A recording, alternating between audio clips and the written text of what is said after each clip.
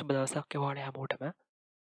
අපි මේ වීඩියෝෙන් කතා කරමු කොහොමද C++ පාවිච්චි කරලා සරල ටෙම්පරේචර් කන්වර්ටර් එකක් හදාගන්නේ කියලා. ඒ කියන්නේ අපිට පුළුවන් මේ ප්‍රෝග්‍රෑම් එක පාවිච්චි කරලා සෙල්සියස් උෂ්ණත්වයක් ෆැරන්හයිට් බවට පරිවර්තනය කරන්නත්, ෆැරන්හයිට් උෂ්ණත්වයක් සෙල්සියස් උෂ්ණත්වයක් බවට පරිවර්තනය කරන්නත්.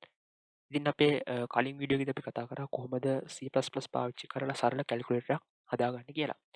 ඉතින් ඔයාලා ඒක බැලුවේ නැත්නම් මම ලින්ක් එක ඩිස්ක්‍රිප්ෂන් එකේ දාලා තියන්නම්. ඔයාලට පුළුවන් ගිහිල්ලා ඒ වීඩියෝ එකත් බලලා ඉන්න. හරි. මේ ප්‍රෝග්‍රෑම් එකේ මම කෝඩ් දැන්ටම ලියලා තියෙන්නේ. ඔයාලට පේනවා මේ කෝඩ් ඔක්කොම ලියලා තියෙන්නේ මේකේ. මම මේකේ ලයින් බයි ලයින් ඔයාලට පැහැදිලි කරලා දෙන්නම් මොකද්ද වෙන්නේ කියලා. හරි. මම ඔයාලට කලින් කිව්වා මේ ප්‍රෝග්‍රෑම් එකේදී කරන්නේ අපි දෙන ලද උෂ්ණත්වයක් දෙන ලද සෙල්සියස් උෂ්ණත්වයක් ෆැරන්හයිට් බවට පරිවර්තනය කරන්න පුළුවන්. ඒ වගේම තමයි ෆැරන්හයිට් උෂ්ණත්වයක් සෙල්සියස් උෂ්ණත්වයක් බවට පරිවර්තනය කරන්නත් පුළුවන්. හරි. මම මේක ලයින් බයි ලයින් වලට පැහැදිලි කරලා දෙන්නම් කොහොමද මේක වැඩ කරන්නේ කියලා. ඔයාලට පේනවා මෙතන හෙඩර් ෆයිල් තියෙනවා. හරි. මෙතන තියෙනවා ෆන්ක්ෂන්ස් දෙකක් void farad සහ void celsius කියලා. ඉතින් මම මේ ප්‍රෝග්‍රෑම් එක ලියලා තියෙන්නේ ෆන්ක්ෂන්ස් භාවිතා කරලා. ඒ කියන්නේ මේන් ෆන්ක්ෂන් එකට අමතරව තවත් ෆන්ක්ෂන්ස් දෙකක් මම භාවිතා කරා. හරි. ඊළඟට ඔයාලට පේනවා මෙතන මේන් ෆන්ක්ෂන් එක තියෙනවා. මම මේන් ෆන්ක්ෂන් එක ඔයාලට දැම්ම පැහැදිලි කරන්න යන්නේ නැහැ. මම මේන් ෆන්ක්ෂන් එක ඔයාලට අන්තිමට කියලා දෙන්නම්. ඊට කලින් මම අනිත් ෆන්ක්ෂන් දෙකට යන්නම්. ඔයාලට පේනවා මෙතන void farad කියලා ෆන්ක්ෂන් එකක් තියෙනවා සහ void celsius කියලා ෆන්ක්ෂන් එකක් තියෙනවා. එතන ෆන්ක්ෂන්ස් දෙකක් තියෙනවා. එතකොට මේ void farad කියන ෆන්ක්ෂන් එකෙන් මම කරන්නේ දෙන ලද සෙල්සියස් උෂ්ණත්වයක් ෆැරන්හයිට් බවට පරිවර්තනය කරන එක. ඒ වගේම තමයි මෙතන තියෙන මේ සෙල්සියස් කියන ෆන්ක්ෂන් එක මගින් මම කරන්නේ දෙන ලද ෆැරන්හයිට් උෂ්ණත්වයක් සෙල්සියස් බවට පරිවර්තනය කරන එක. ඉතින් ඒ අදාළ කෝඩ්ස් මම මේ ෆන්ක්ෂන් ඇතුලේ ලියලා තියෙනවා. අපි මේවා ගැන කතා කරමු. ඊට කලින් ඔයාලා දැනගන්න ඕනේ කොහොමද සෙල්සියස් උෂ්ණත්වයක් ෆැරන්හයිට් බවට පරිවර්තනය කරගන්නේ සහ ෆැරන්හයිට් උෂ්ණත්වයක් කොහොමද සෙල්සියස් බවට පරිවර්තනය කරන්නේ කියන සමීකරණ දැනන් ඉන්න ඕනේ. අපි මුලින් බලමු කොහොමද සෙල්සියස් උෂ්ණත්වයක් ෆැරන්හයිට් බවට පරිවර්තනය කරගන්නේ කියලා. දෙන ලද සෙල්සියස් උෂ්ණත්වයක් ෆැරන්හයිට් බවට පරිවර්තනය කරන්න නම් ඒ සෙල්සියස් උෂ්ණත්වය 9න් වැඩි කරලා 5න් බෙදලා ඒ එන සංඛ්‍යාවට 32ක් එකතු කරන්න ඕනේ. මම කියන්නම් දෙන ලද සෙල්සියස් උෂ්ණත්වයක් ෆැරන්හයිට් බවට පරිවර්තනය කරන්න නම් ඒ සෙල්සියස් උෂ්ණත්වය 9න් ගුණ කරලා 5න් බෙදලා ඒ එන සංඛ්‍යාවට 32ක් එකතු කරන්න ඕනේ. ඉතින් ෆැරන්හයිට් උෂ්ණත්වයක් සෙල්සියස් බවට පරිවර්තනය කරන්න නම් ෆැරන්හයිට් උෂ්ණත්වය 32ක් අඩු කරලා ඒ එන සංඛ්‍යාව 5න් ගුණ කරලා 9න් බෙදන්න ඕනේ. මම කියන්නම් දෙන ලද ෆැරන්හයිට් උෂ්ණත්වයක් සෙල්සියස් බවට පරිවර්තනය කරන්න නම් ඒ ෆැරන්හයිට් උෂ්ණත්වය 32ක් අඩු කරලා ඒ එන සංඛ්‍යාව 5න් ගුණ කරලා 9න් බෙදන්න ඕනේ. එතකොට මේ ක්‍රම දෙකෙන් තමයි අපි සෙල්සියස් ෆැරන්හයිට් බවට පරිවර්තනය කරන්නේ සහ ෆැරන්හයිට් සෙල්සියස් බවට පරිවර්තනය කරන්නේ. හරි. අපි යමු මෙතන මුලින් තියෙන ෆන්ක්ෂන් එකට void farad කියන ෆන්ක්ෂන් එක. මේ void farad කියන ෆන්ක්ෂන් එක තුළ මම ඩික්ලෙයාර් කරලා තියෙනවා වේරියබල් දෙකක් temp සහ temp කියලා. ඒකේ data type එක double. මෙන්න මේ temp කියන වේරියබල් එකෙන් මම කරන්නේ user විසින් input කරන සෙල්සියස් උෂ්ණත්වය ස්ටෝර් කරලා තියාගන්න එක. මේ temp කියන වේරියබල් එකෙන් මම කරන්නේ මේ සෙල්සියස් උෂ්ණත්වය ෆැරන්හයිට් බවට පරිවර්තනය කරාට පස්සේ එන අගය ස්ටෝර් කරලා තියාගන්න. ඉතින් මෙතන තියෙන double temp කියලා වේරියබල් දෙකක්. ඊට පස්සේ cout එකක් මම දාලා තියෙනවා enter the celsius temperature. ඒ කියන්නේ user අපි කියනවා සෙල්සියස් උෂ්ණත්වය ඉන්පුට් කරන්න කියලා. ඉතින් ඊළඟට තියෙන cin සෙග්මන්ට් එකෙන් වෙන්නේ ඒ user විසින් ඉන්පුට් කරලාද සෙල්සියස් උෂ්ණත්වය ස්ටෝර් කරලා තියාගන්න එක. මෙන්න මේ temp කියන මෙන්න මේ කෝඩ් ලයින් එකෙන් වෙන්නේ සෙල්සියස් උෂ්ණත්වය ෆැරන්හයිට් බවට පරිවර්තනය කිරීමට අදාළ ෆෝමියුලා එක.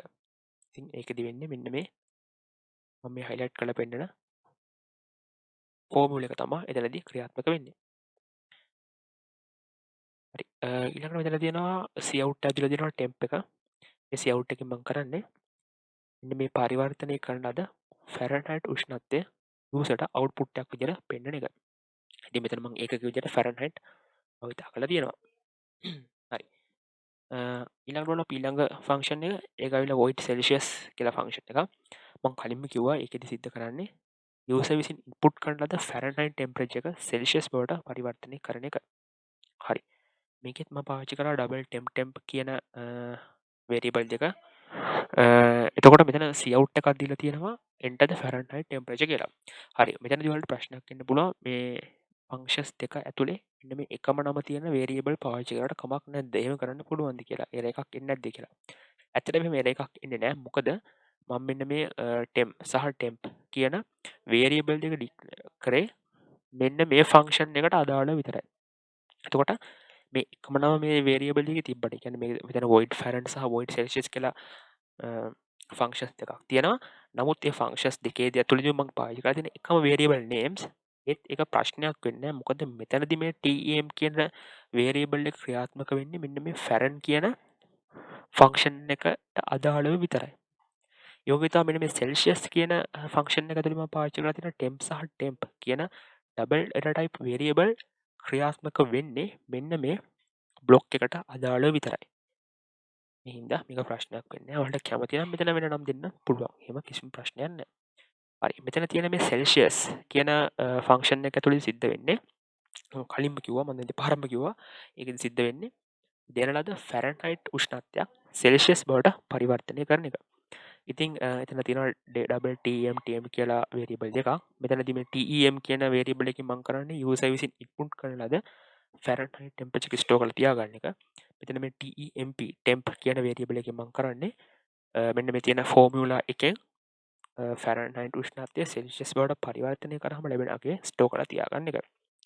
ඉතින් මෙතන ඊළඟට මම cout එක දීලා තියෙනවා. මේ cout එකේදී මම කරන්නේ මෙන්න මෙතන තියෙන වැලියු එක යූසර්ට අවුට්පුට් කරලා පෙන්නන එක. ඒකේ ඒකකය නැත්නම් සෙල්සියස් කියන උෂ්ණත්වය ඒ ඒකකය වෙන්නේ සෙල්සියස් කැපිටල් C වලින් මම ඒක මෙතන ඩිනෝට් කරලා තියෙනවා. ඉතින් මෙන්න මේ TEMP සමානයි TEM ඍණ 32 වතාවක් 5 ගුණ කිරීම 9 කියන්නේ මෙන්න මේ හයිලයිට් කරන ෆෝමියුලා එක. ඒ කියන්නේ ෆැරන්හයිට් සෙල්සියස් බවට පරිවර්තනය කරන ෆෝමියුලා එක තමයි ෆෝමියුලා එකට අදාළ ගණිත කර්ම තමයි මෙන්න මේ ලයින් එකේදී සිද්ධ වෙන්නේ. ඉතින් මේ තමයි මේකේ පාවිච්චි කරලා තියෙන ෆෝමියුලා මේ ෆන්ක්ෂන්ස් දෙක.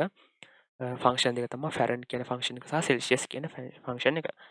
අපි යන් දැන් මේන් ෆන්ක්ෂන් එකට යන් අපි මේන් එකේදී මම ඔප්ෂන් කියලා OP කියලා වේරියබල් එකක් ඩික්ලෙයාර් කරලා තියෙනවා. මේකෙදි මම මෙනු එකක් දෙනවා යූසර්ට. ඒ කියන්නේ මම යූසර්ට දෙනවා පොඩි මෙනු එකක්. එයා එක තේරුවොත් එයාට පුළුවන් සෙල්සියස් උෂ්ණත්වය ෆැරන්හයිට් බවට පරිවර්තනය කරන ෆන්ක්ෂන් එක ක්‍රියාත්මක කරවන්න. එහෙම නැත්නම් යූසර්ට ඕන නම් ෆැරන්හයිට් උෂ්ණත්වය සෙල්සියස් බවට පරිවර්තනය කරන්න එයාට පුළුවන් මේ මෙනු එකෙන් අංක දෙක සෙට් කරලා දෙන්න. මෙතන තියෙනවා cout එකක්.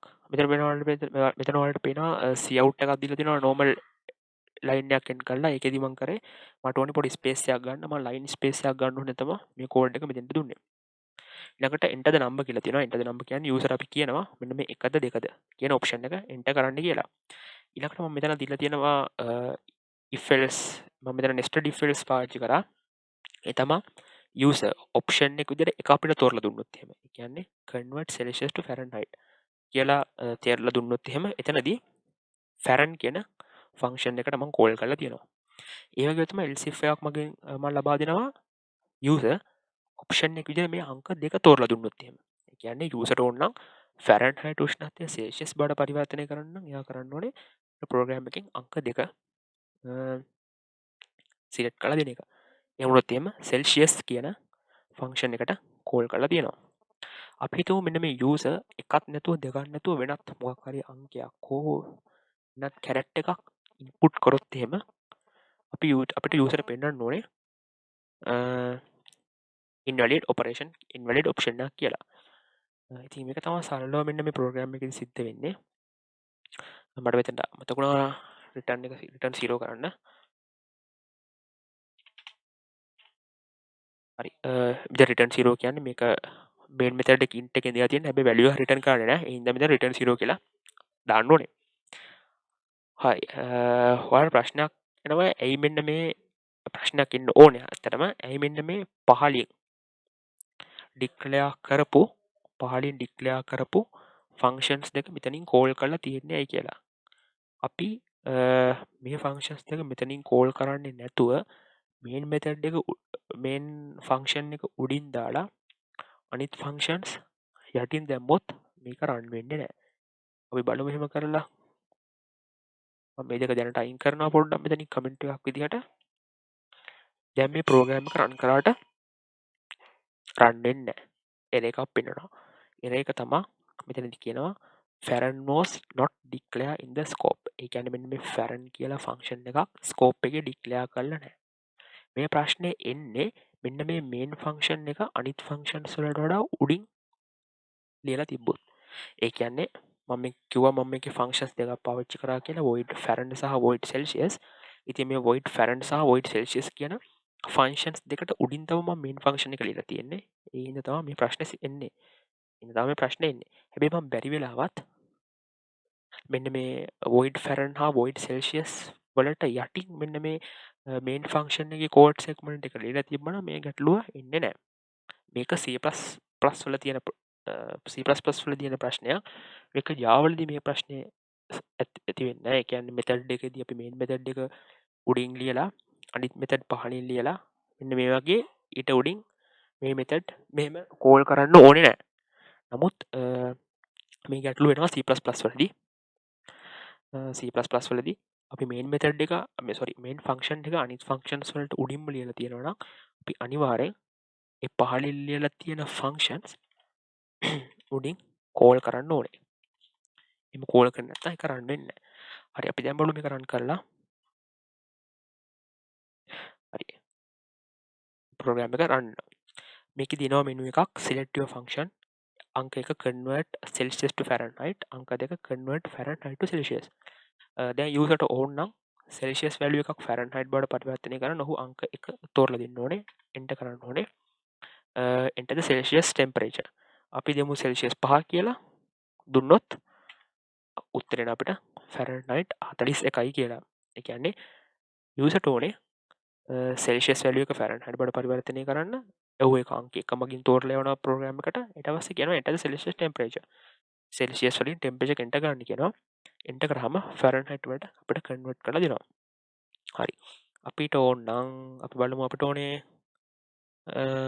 ෆැරන්හයිට් සෙල්සියස් ගන්න කියලා. අපි තෝරන්න ඕනේ අංක 2 එන්ටර් කරන්න. enter the Fahrenheit temperature. enter the Fahrenheit temperature. ඒ කියන්නේ අපිට සෙල්සියස් බවට පරිවර්තනය කරගන්න ඕනේ ෆැරන්හයිට් උෂ්ණත්වය. මෙතනින් අපි සඳහන් කරන්න ඕනේ 32 කියලා දෙමු. උත්තරේ 0. හරි. ඒ විදිහට තමයි මේ ප්‍රෝග්‍රෑම් එක වැඩ කරන්නේ. මේකේ සෝස් ෆයිල් එක මම Google Drive දාලා ඒක link එක දාලා තියෙනවා description එකේ. කැමති කෙනෙක්ට මේක download කරලා බලන්න පුළුවන්. run කරලා බලන්න පුළුවන් code blocks වගේ ID එක දාලා. ඉතින් ඔයා කැම්පස් එක හරි එහෙම නැත්නම් වෙනත් higher education institute එක programming ඉගෙන ගන්නවා නම් සාමාන්‍යයෙන් එයාලගේ assessment assignment වලට මේ වගේ ප්‍රශ්න දෙනවා. අපේ කැම්පස් එකෙත් අපිට පළවෙනිම දුන්න assignment එක තමයි Celsius ෆැරන්හයිට් ගන්න පුළුවන් සහ ෆැරන්හයිට් සෙල්සියස් බවට පරිවර්තනය කරන්න පුළුවන් ප්‍රෝග්‍රෑම් එකක් ලියන්න කියන අසයින්මන්ට් එක තමයි අපිට මුලින්ම දුන්නේ. ඉතින් ඔයාලත් විශ්වවිද්‍යාලවල හෝ වෙනත් උසස් අධ්‍යාපන ආයතනවල ප්‍රෝග්‍රෑමින් ඉගෙන ගන්නවා නම් ඔයාලත් අනිවාර්යෙන් මේ වගේ පොඩි ප්‍රෝග්‍රෑම් ලියන්න කියනවා ඔයාලා.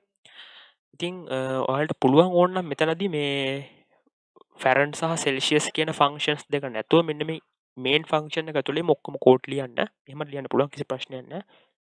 ඒත් මම හිතුවා මේ පොඩක් ෆංක්ෂන් ගැන අවබෝධයක් ලබා දෙන්න ඕන හින්දා තීරණය කරා. මම හිතුවා මේන් ෆංක්ෂන් එකට පිටින් වෙනත් ෆංක්ෂන්ස් දෙකක් ඇතුලේ මේ ප්‍රෝග්‍රෑම් එක ලියන ඔයාලට පෙන්වන්න.